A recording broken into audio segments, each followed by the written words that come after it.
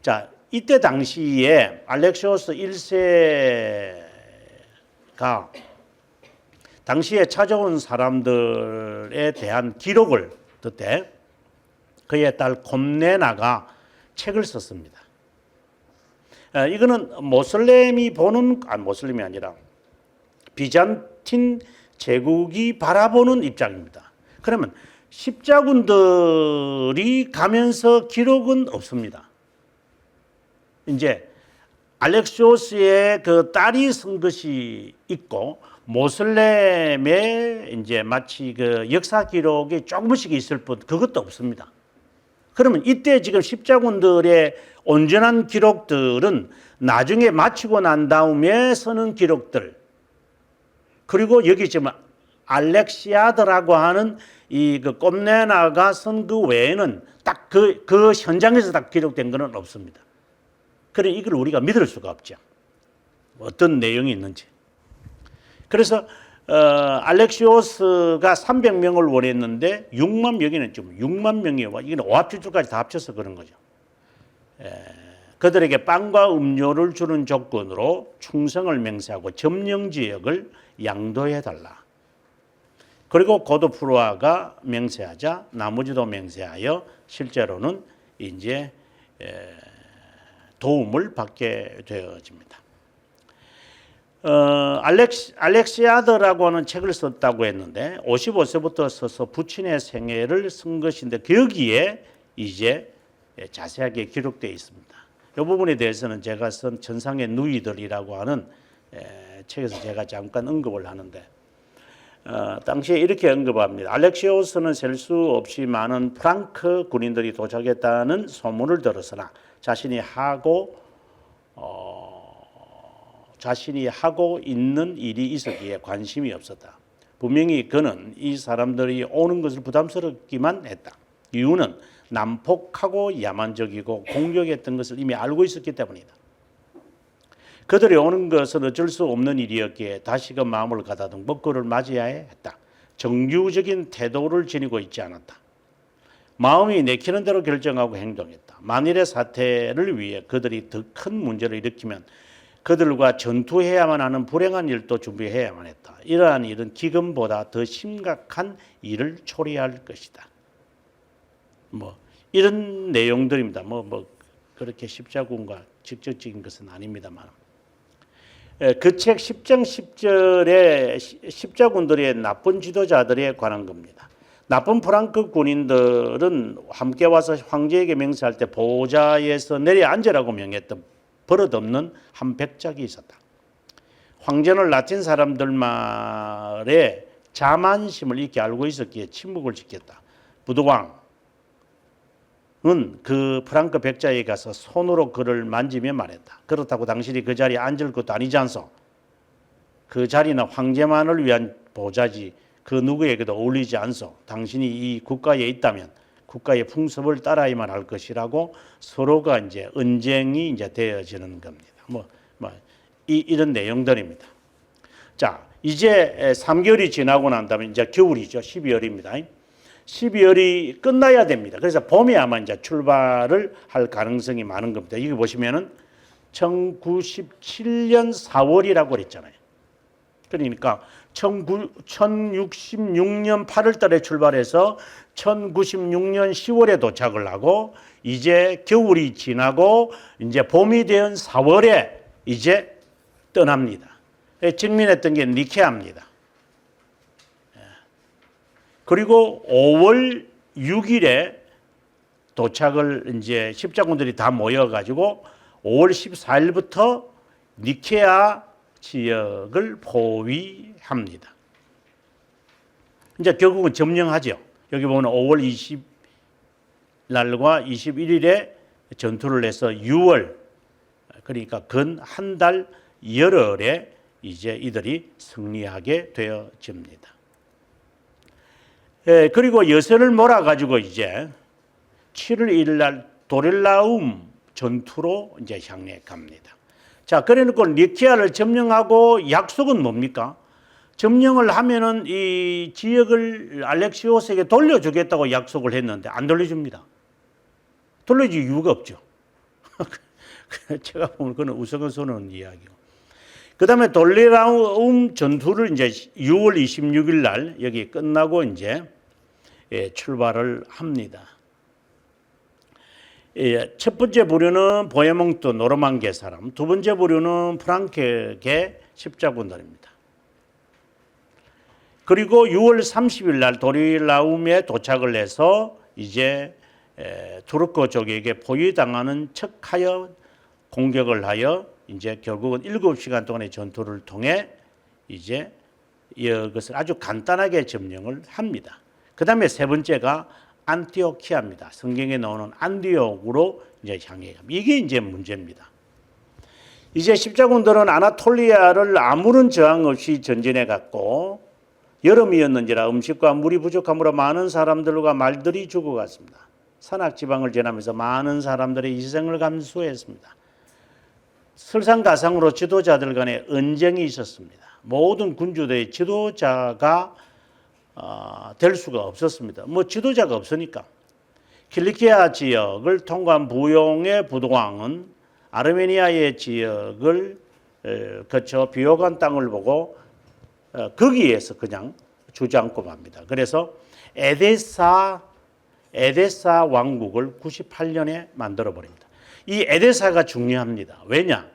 에데사를 점령하고 이 부도왕이 여기에서 왕으로 있었는데 나중에 이게 한 80년 지나고 난 다음에 이제 모슬렘들이 힘을 얻어 가지고 이것을 없애버립니다. 그래서 이제 3차가 시작합니다. 그래서 에데사가 제일 북쪽에 있었거든요. 자, 안티오키아 전투는 지금까지 전투와 양상이 달랐습니다. 한번 보시면은 첫 번째 공격이 1097년 10월. 몇 개월입니까, 여러분? 그럼 8개월입니다. 두 번째 공격이 98년부터 시작을 했습니다. 그러면 결국은 근 1년간의 그건 1년은 아니지만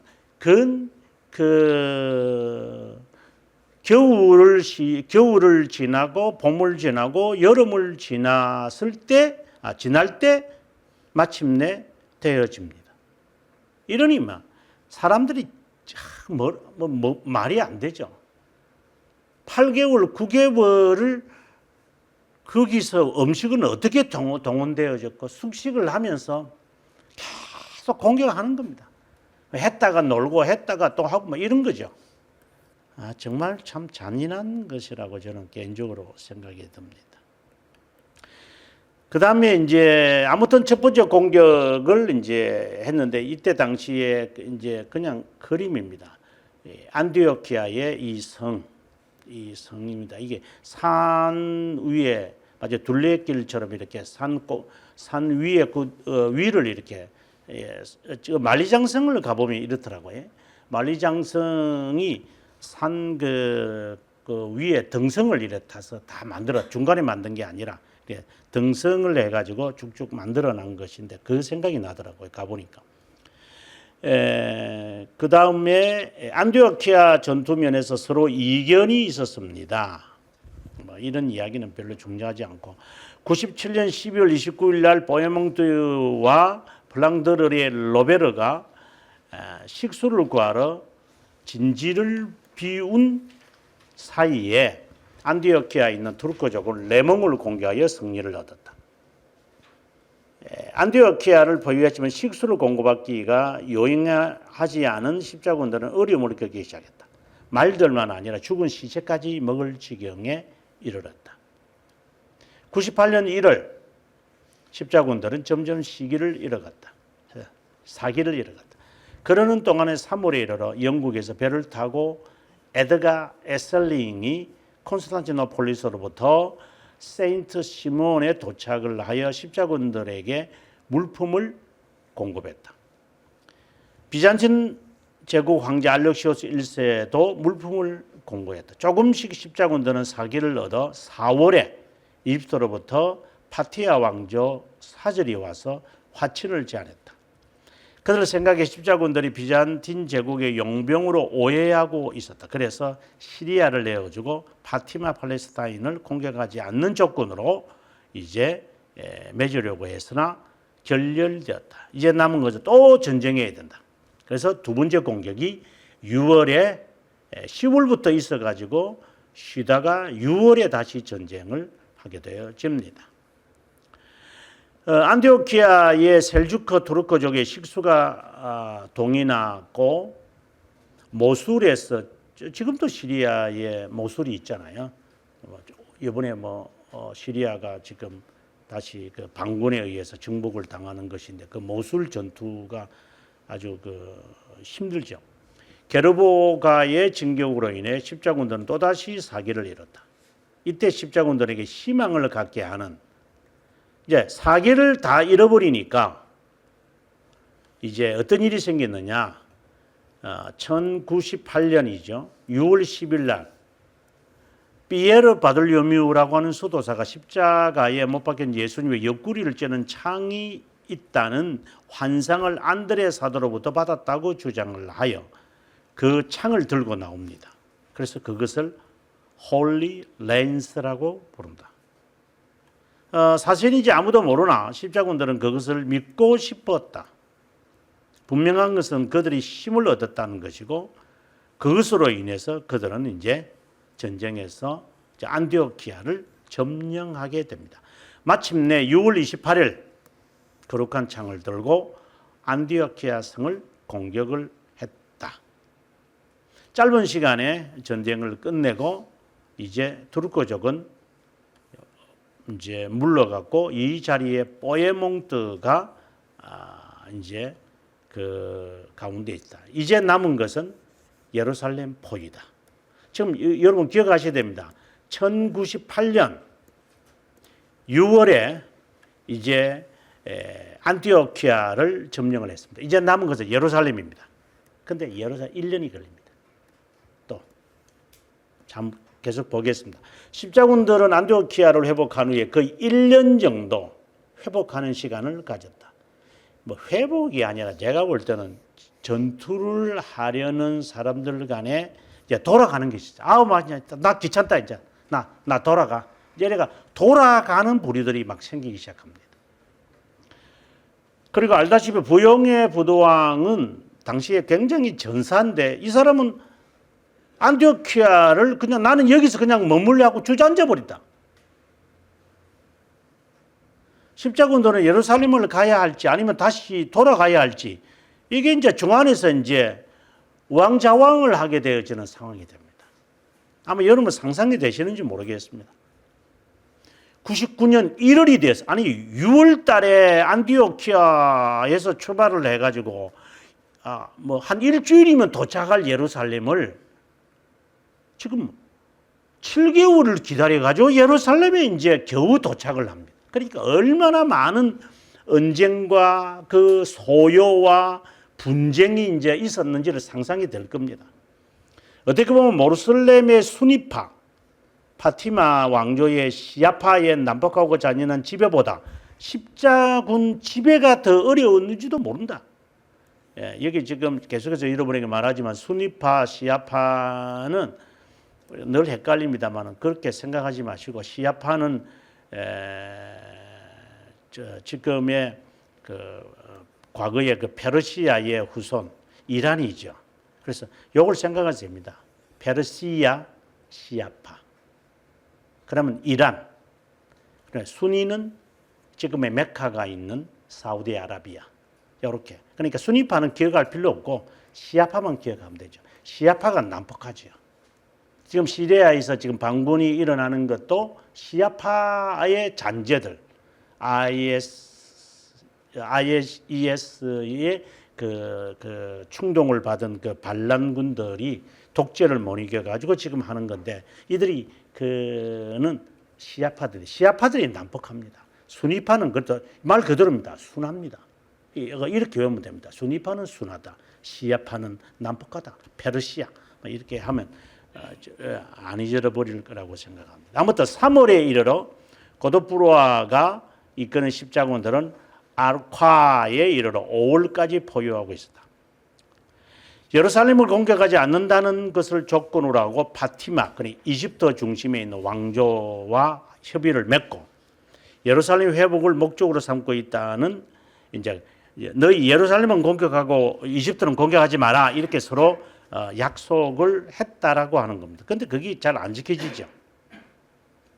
그래서 예루살렘에 거주하는 기독교인들을 모두 추방시키고 예루살렘 총독이 우물물에 독을 타서 마시지 못하도록 했다. 그 다음에 1099년 5월 13일에 아르콰 함락을 시킨 후에 십자군들은 파티마 적들을 포획하여, 이거는 이집트라고 보시면 됩니다. 기독교로 개종시킬 것을 맹세하여 19일에 남쪽으로 해안을 따라 베이루트까지, 아시죠? 지금의 베이루트 그까지 통과를 했다. 며칠 행진한 후에 아크레에 이르렀다. 그 테라비에 그에서 해안 쪽으로 가면 이제 아크레라고 조그마한 아름다운 도시가 있죠.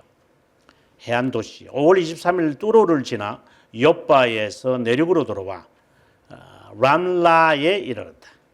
6월 6일 고도프로와는 탕그레드와 가스톤을 보내 베들레헴을 정복하도록 하여 예수님의 탄생교회의 깃발을 꽂게 했다. 그 다음 날 6월 7일 날 마침내 예루살렘에 이제 이르게 되어졌다. 그리고 사람들은 이제 막 그냥 준비를 했겠죠. 그리고 사제 피터 데시데리우스는 환상을 보았다고 하여 예루살렘 공격이 쉬울 것이라고 간단하게 말했다. 힘을 얻은 십자군들은 이제 3일 동안 금식, 전투하는 사람들이 3일 동안 금식하고 전투합니다. 다 이것도 또 말도 안 되는 전인데 그것도 맨발로 들어갑니다. 즉 전쟁하는 사람들이 정말 미사오니 확실하게 미사오니 그렇죠. 금식하고 힘도 없는 사람들이 맨발로 이 기록에 어떤 사람은 이 갑옷 다 벗어 던지고 칼도 안 들고 주여 믿습니다 하고 이제 쳐들어갔다는 이야기도 있습니다. 아주 재미있는 현상이 있습니다. 이게 광신이라는 겁니다. 광신.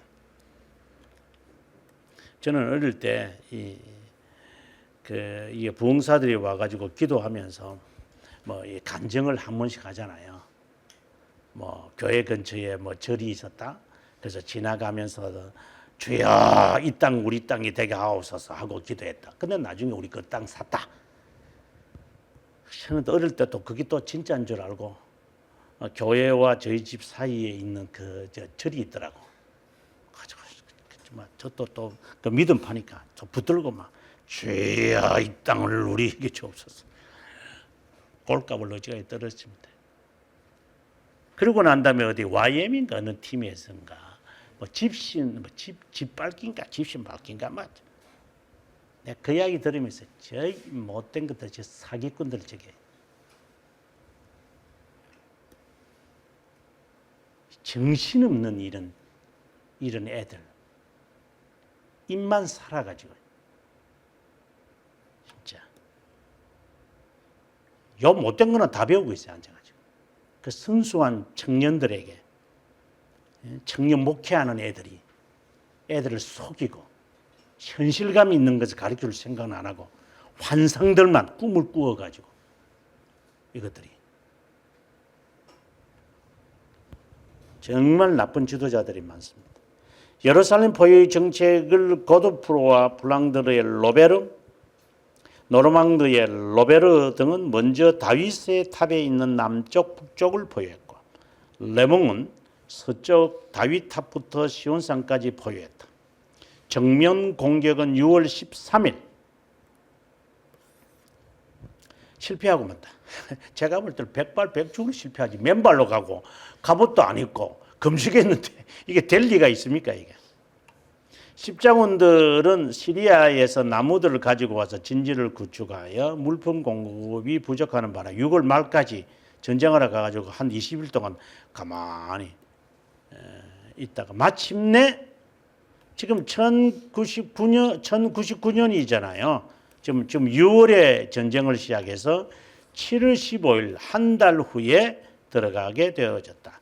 3만 명의 사람들을 무참하게 살해했다.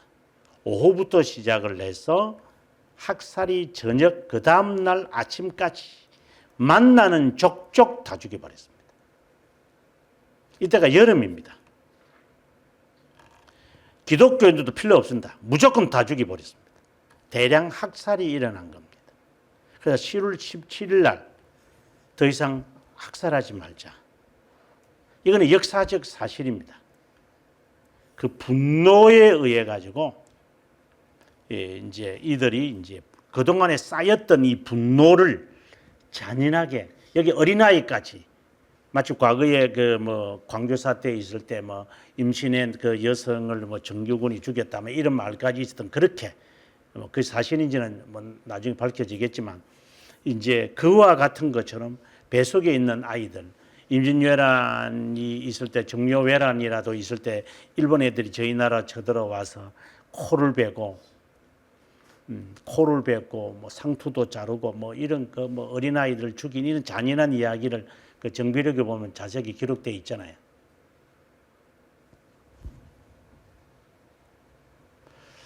그런 것처럼 잔인하게 많은 사람들을 죽였다. 이렇게 생각하시면 되겠습니다. 그리고 난 다음에 이 사람들은 두 명의 지도자를 냈는데 바로 부용과 레몽이었다.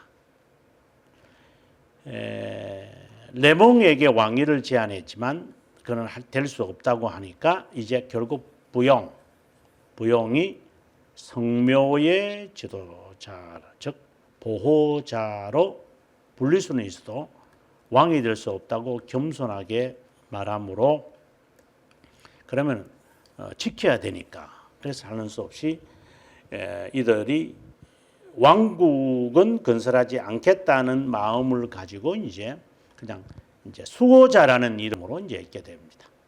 그리고 8월 5일 날 성십자가를 발견했고 무릎을 꿇고 십자가에 모여서 음성을 들었다고 했다. 뭐 전에도 한번 그 말했지만 과거에 그 제가 중학교 때 그 뭐 철학기도를 해봤겠습니까? 그래서 수련의 마지막 날 되니까 이 십자가의 그 십자가 형들의 이게 촛불들을 다 이렇게 밝혀가지고 다 거기에 앉아라 그러더라고. 그래서 저도 뭐 저는 물이 그때는 빡빡이었으니까 빡빡이니까 그냥 앉아가지고 밤새도록 기도하고 찬송 부르는데 어디서 고소한 냄새들이 막 나는 거예요. 보니까 이 학생들 꼬박꼬박하다가 막 머리카락이 타고 우리 탈 게 없으니까 괜찮은데 지금 생각하면 진짜 이 지금 사진의 모습이나 비슷한 것 같아요. 좀 제발 수련회 가가지고 좀 그런 부닥거리 안 했으면 좋겠어요. 진짜 이 부닥거리더랍니까?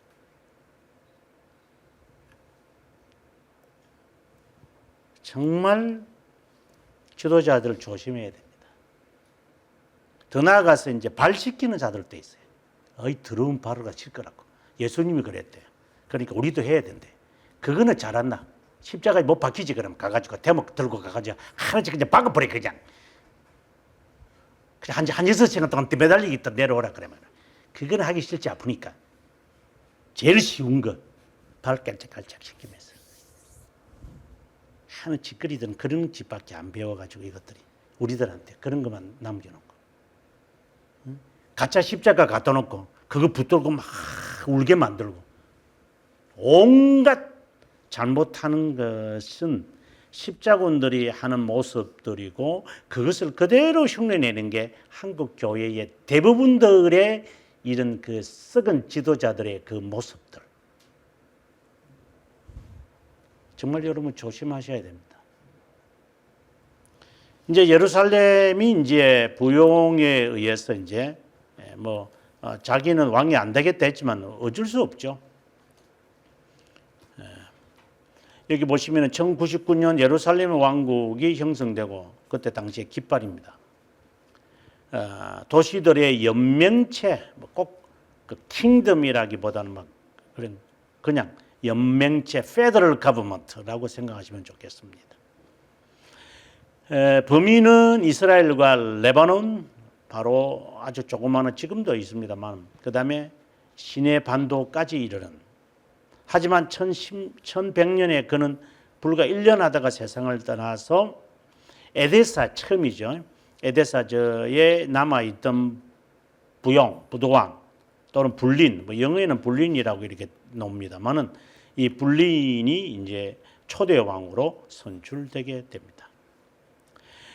부도왕 1세는 예루살렘의 영토를 점점 넓혀가기 시작해서 이 요르단강 건너 원정을 나갔고 아크레, 베이루트, 시돈까지 이제 확대해 갔습니다.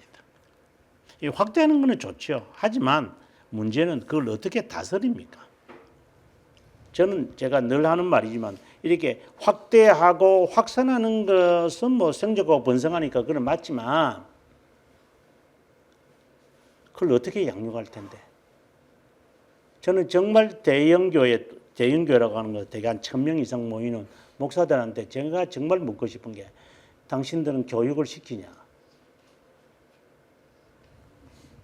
1000명, 2000명 앉혀놓고 교육이 되냐? 그게. 가르쳐 지키게 하라는 말씀은 뭘 들었냐? 생족하고 번성하라만 이야기만 들었냐? 하나님의 말씀을 가지고 훈육하고 훈계하고 바르게 하는 그러한 목회적 이야기는 어디다가 다 팽개치고 성도들을 후련시키고 있냐? 그건 또 부목사들이 한대요. 부목사들의 심산이 다 뭔데? 단독교회 하겠다는 건데. 부목사들 치고 단독교회 안 하겠다는 야심을 가지고 있는 자가 어디 있습니까?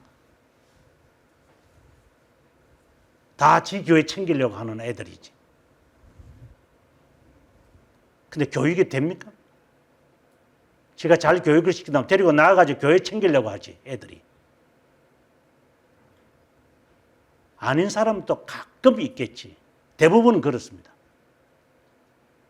그래서 지 마음에 맞는 장로, 지 마음에 맞는 권사, 팀 정해가지고 데리고 나가서 목회하겠다는 그런 야심이 없는 부목사들이 몇 명이나 있을 것 같습니까?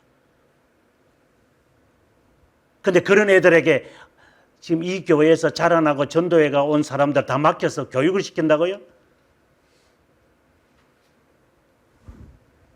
차라리 베비시터를 하세요. 목사 네가 가르치라, 네가. 사람들한테 맡기지 말고.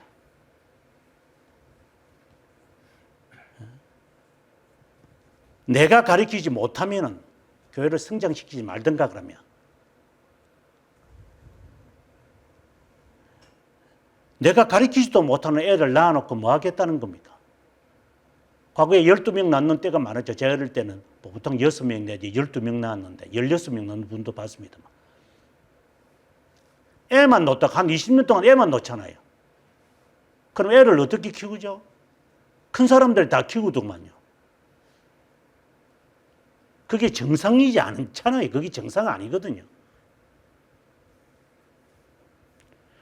생육하고 번성하라고 하는 그 창조의 명령, 뭐 예루살렘까지 가라. 그 말씀을 우리가 맞지만 교육은 그러면 그걸 어떻게 할래 그럼? 신앙교육이 그게 가능하나? 주일학교에서 하는 것이 가능하나? 청정부 예배를 해서 가능하나? 그리고 청장년은 여전도회, 남전도회 한다고 해서 교육이 가능하나 그게? 그게 말입니까 그게? 그 되는 겁니까 그게?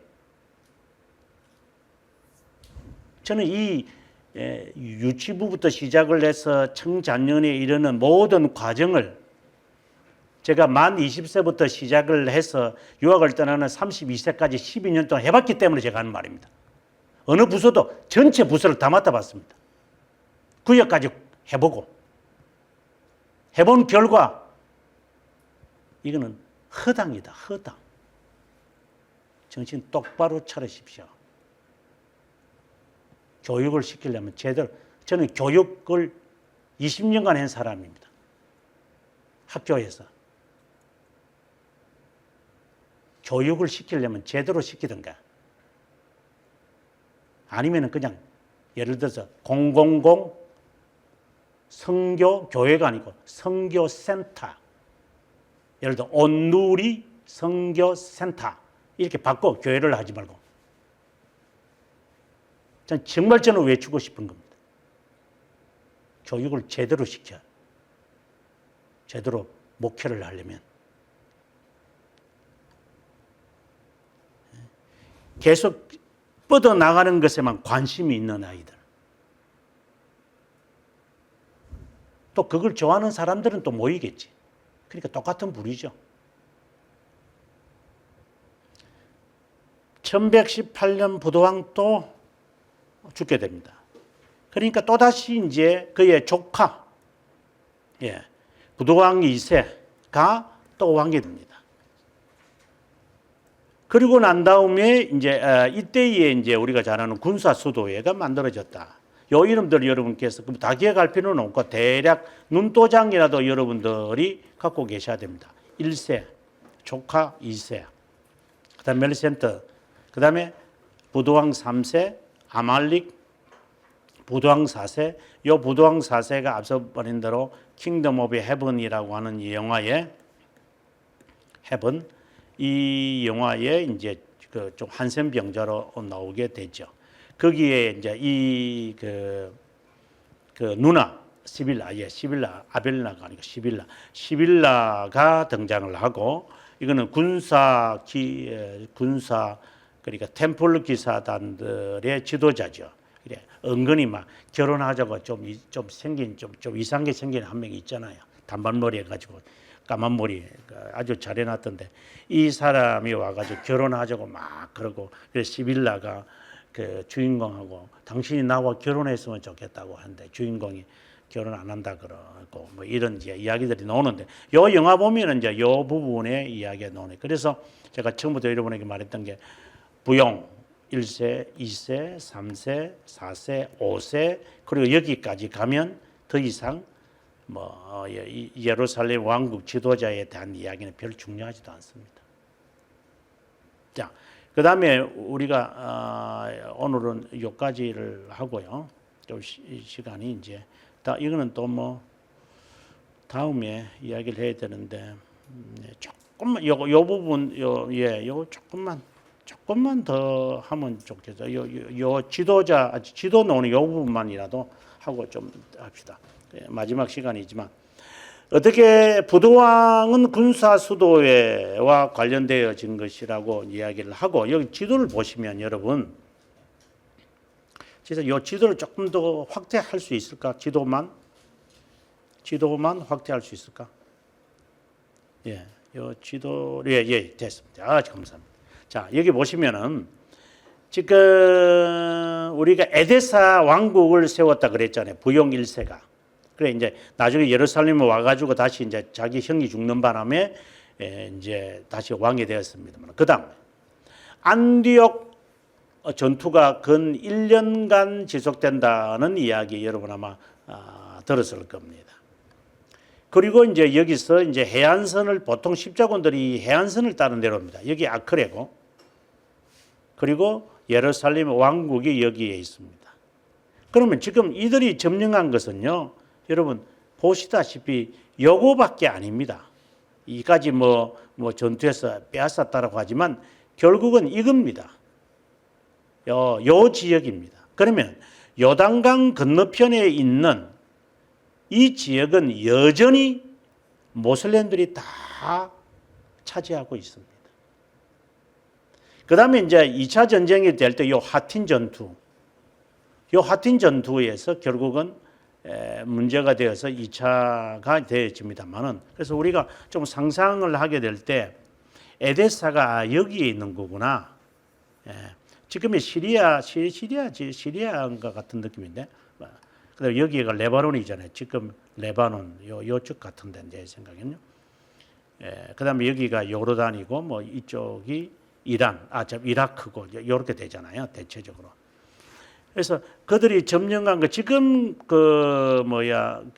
지금 이스라엘이 지금 이제 여기에 가자가 여기 있고 그다음에 여기에 이제 그 웨스트 뱅크가 여기에 있고 그러니까 지금 이스라엘이 차지하고 있는 뭐 이쪽은 아닙니다만은 요 지역과 거의 같은 지역 외에는 예루살렘 왕국이 차지하지 못했습니다. 이거 전체 차지한 것도 아니고 요 부분입니다. 그래서 여기 녹색 요 부분만 이들이 이제 다스리고 있었다라고 보시면 좋을 것 같습니다.